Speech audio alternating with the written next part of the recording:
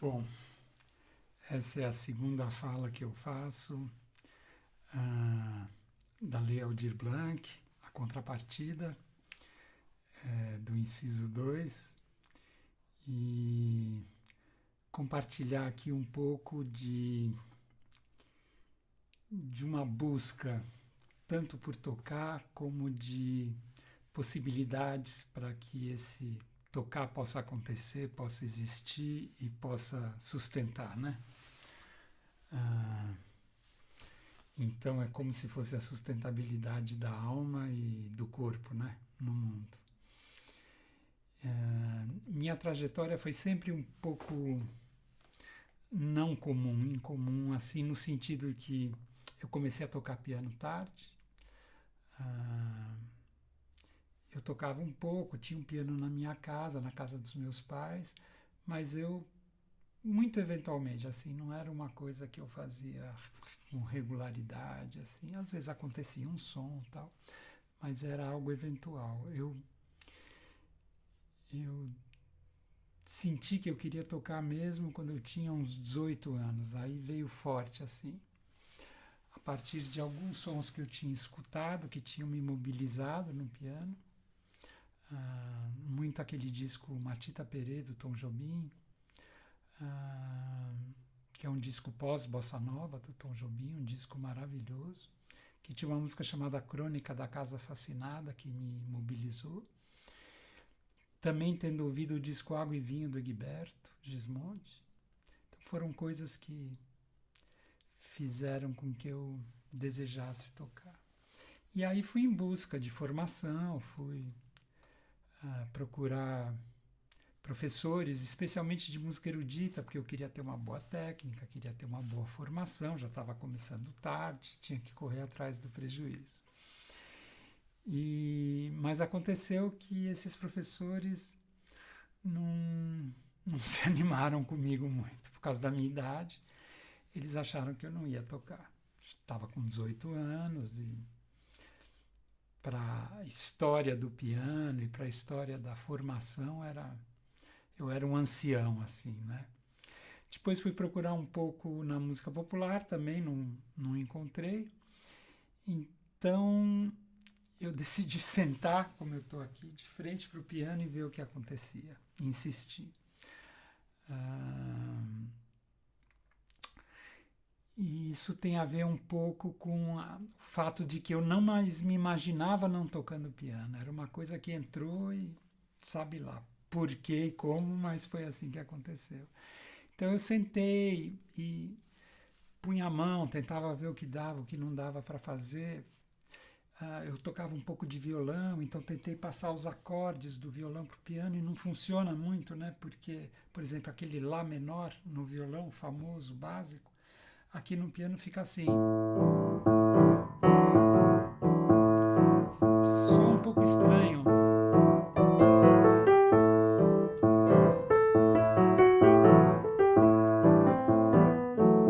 Né? Não era pianístico, né? Eu ouvi os caras tocando piano e não era isso que eles tocavam. E aí ficava, bom, como é que era? Fui ouvindo, até que eu comecei a ouvir um disco do Jobim, Stone Flower, e tirei uma música, que é o Garoto.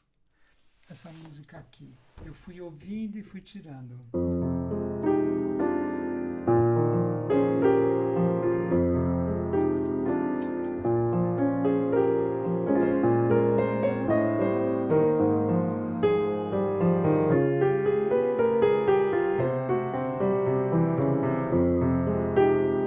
Essa música, né? Consegui tirar. Tocar foi uma realização, porque ela está explicada, diferente de músicas que tem acordes assim, mais assim, por exemplo, né? Que tem nesse universo mais que a gente toca, essa música não, ela era nota por nota, curiosamente quase como se fosse o violão, e é uma homenagem ao violonista, o Garoto, o grande violonista. Então Tom Jobim fez com muita propriedade essa música, né? E foi possível para mim, trabalhando, levou um tempo, né? Mas eu fui progredindo, né? E aí dei sorte de morar numa casa onde outros músicos vieram morar. era uma espécie de comunidade, assim, eu já tinha saído da casa dos meus pais e buscando, naquela época a gente dizia, né, independência ou morte, vamos em busca da nossa vida. E então, com esses músicos, era o Pete Wooley de baixo, o Amado Maita bateria, eu comecei a tocar, a gente tocava todos os dias, e eu mais ou menos, mas ia evoluindo, né? E eles, não é assim, é assim, tal. E na casa frequentavam vários outros músicos, que virou um ponto de encontro. Então vinham pianistas e me davam os alôs, e viam o que eu estava fazendo, sugeriam coisas. Eu tive muita sorte nesse sentido, muita mesmo. E 2 anos, 3 anos depois eu comecei a trabalhar como músico. Quis tocar na noite, que era um sonho, assim, porque os músicos que eu admirava desde a adolescência tocavam na noite. Esse universo de música que era um pouco do jazz, um pouco do samba jazz, um pouco da bossa nova, era esse universo que eu queria tocar, né? Aquelas formações de quinteto, com saxofone, trompete, piano, baixo, bateria, o trio. E fui trabalhar na noite. No começo, com pouca capacidade, passando muita vergonha, mas fui me desenvolvendo, né? Aguentando essa vergonha e fui me desenvolvendo. Vocês sabem que às vezes eu passava tanta vergonha que eu pensava, eu vou me levantar e vou embora, porque está muito difícil. Mas eu já vivia disso e precisava pagar aluguel, então tinha que resistir. E eu fui entendendo o valor do trabalho quando ele faz sentido, né? Ele te obriga a se desenvolver para poder manter esse trabalho, manter sua subsistência e também não se envergonhar e nem fazer seus colegas passarem mal, porque você não está tocando direito. Então eu super estudei, chegava em casa às 3 da manhã, depois de tocar, tirava as músicas que eu não sabia, ralei, me dediquei e pouco a pouco eu fui me estabelecendo nesse universo. Assim, foi uma experiência boa, foi muitas vezes amorosa e uma experiência muito rica de qualquer forma. E esses foram meus primeiros 10 anos assim, né, de profissão na noite, né? Então essa é a primeira parte da conversa. Bom, passada essa experiência da noite, que foram anos, né, de formação, para mim foi uma escola de verdade. Eu fui em busca do que poderia ser a continuidade da vida como músico. E eu não sabia exatamente o que eu podia esperar. Eu já tinha começado a fazer um projeto ou outro, tocado em alguma coisa bacana, e fora, né, desse formato da noite, que era ir tocar toda noite, fazer um show aqui, uma apresentação ali. E quando eu saio da noite, eu vou em busca de viver como que seria um músico que toca com outros músicos, né? Um músico autônomo que vai tocar. Tem uma expressão muito interessante nos Estados Unidos que eles chamam de hired gun, ou seja, um pistoleiro contratado, né? E de alguma forma é isso, né? Só que uma pistola que sai em rosas, né? Digamos assim. E começo a tocar com diversas formações instrumentais e pouco a pouco vem os convites para projetos mais bacanas. E eu estou falando tudo isso porque acho que a ênfase que eu gostaria de dar, o que eu gostaria de salientar, é a possibilidade de você viver daquela música que você almeja. Nem sempre você tem essa música clara, né, o formato dela, mas é uma busca mesmo. E o meu desejo era poder me desenvolver como músico dentro dessa linguagem. Ou seja, eu não queria, no meu caso, ser um músico que fosse tocar simplesmente para poder sobreviver, seja a música que for, né? Eu queria poder fazer a música que me movia e que muitas vezes eu não sabia claramente qual era, mas eu queria poder desenvolver, poder cavocar e poder ir desenvolvendo e buscando essa linguagem. Eu tive uma sorte na minha vida, ou um preparo, que eu já tinha organizado concertos muito jovem, com 17, 18 anos, enquanto eu não tocava. E eu voltei a fazer isso também, ou seja, eu tive um trabalho que também me possibilitou sobreviver, pagar minhas contas, enquanto como músico eu buscava alternativas e caminhos possíveis. Mas o fato de eu tocar também permitia que eu, como curador, organizador de concertos, pudesse fazer também projetos da música que eu gostava e admirava, ou seja, eu sempre busquei isso. E a minha ênfase nisso, e eu trago isso aqui nessa nossa conversa, um pouco para reforçar que eu acho que é possível, porque muitas vezes no nosso meio existe esse sentimento de que não é possível, que não dá, que não tem jeito, que as pessoas não se interessam pela música que vai interessar um músico, que não dá. E eu honestamente acho que é possível. Então eu gostaria um pouco de quase infundir, né, um vírusinho da possibilidade, porque é muito comum essa sensação de que não dá, de que não vai dar, de que é tudo difícil. Isso em qualquer profissão, né? Um médico que quer trabalhar com uma medicina que ele acredita, muitas vezes ele pode achar que não vai dar, que ele tem que entrar para o sistema. Da mesma forma, um professor, qualquer profissão, né? E isso acaba levando o mundo para o estado que está hoje, né? Quer dizer, eu acho que boa parte dessa dificuldade que a gente enfrenta, no fundo, é porque a gente não batalhou por aquilo que a gente de fato acredita. E essa eu acho que é um desafio para nós, mas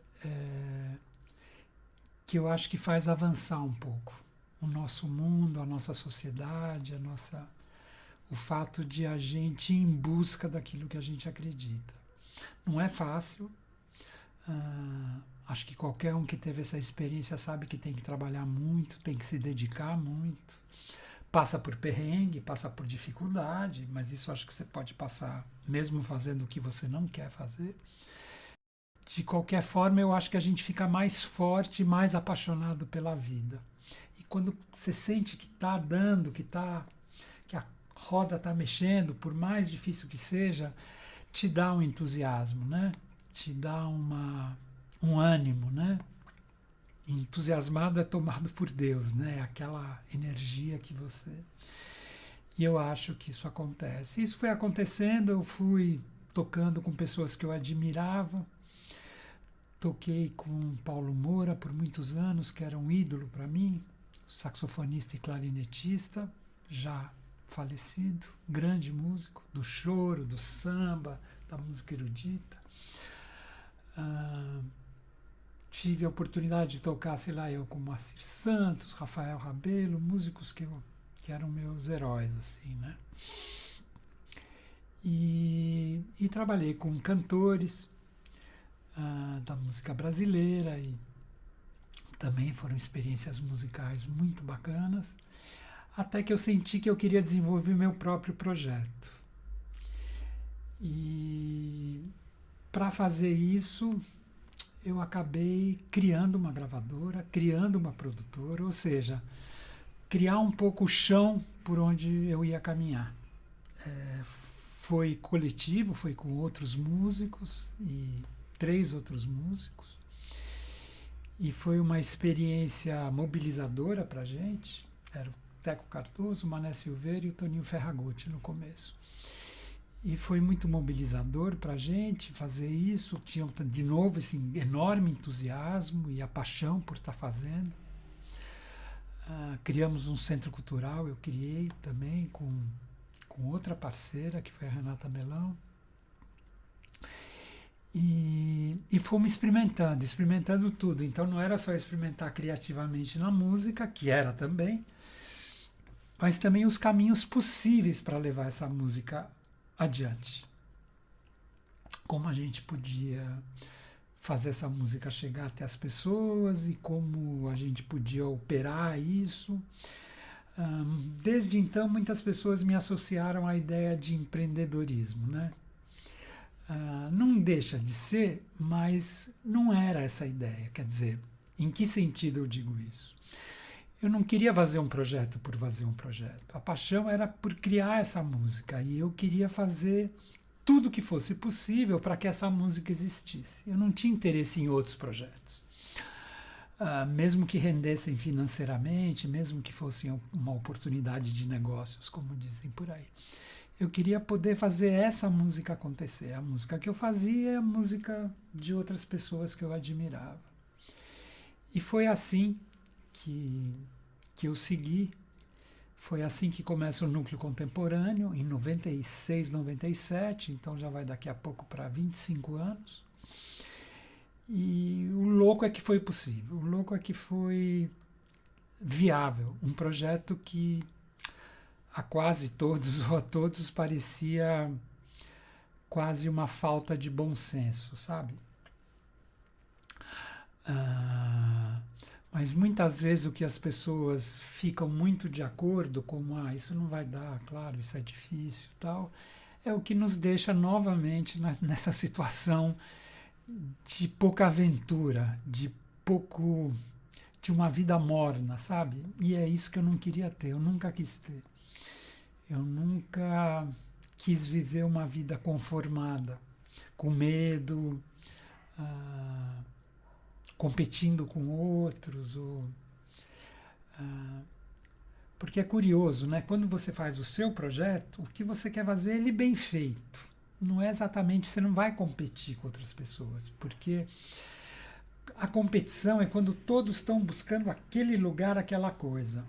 E às vezes é uma linha só, naquela direção, tá todo mundo indo para lá. Só que tem todas as outras direções, né? Para lá, para lá, para lá, que ninguém está indo. Então a gente buscou um pouco isso, né?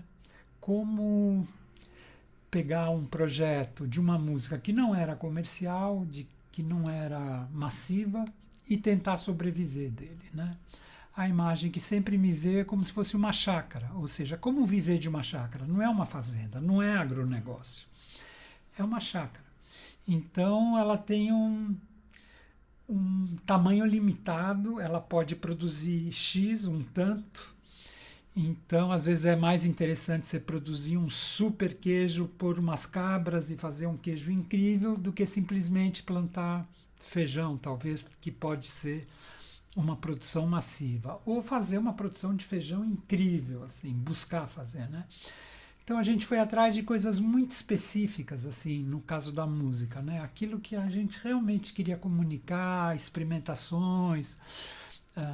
No meu caso eu tive uma coisa muito forte em relação a duas questões. Uma, a cultura tradicional brasileira, como entrar em contato com ela, como tocar junto, como fazer maracatu, boi, congado, tocando as harmonias contemporâneas, modernas, mas com essa música.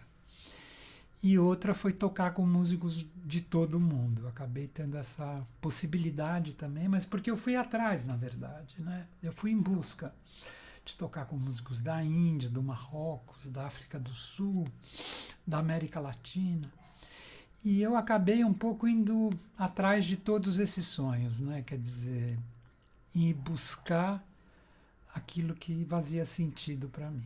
Então eu compartilho um pouco isso com vocês e fico aberto para a gente conversar mais, vocês escreverem, perguntarem, questionarem. Mas o meu desejo é que cada um possa viver um pouco aquilo que faz sentido, né? Tanto para o seu coração como para a sua mente. Então é isso. Um grande abraço a todos e obrigado.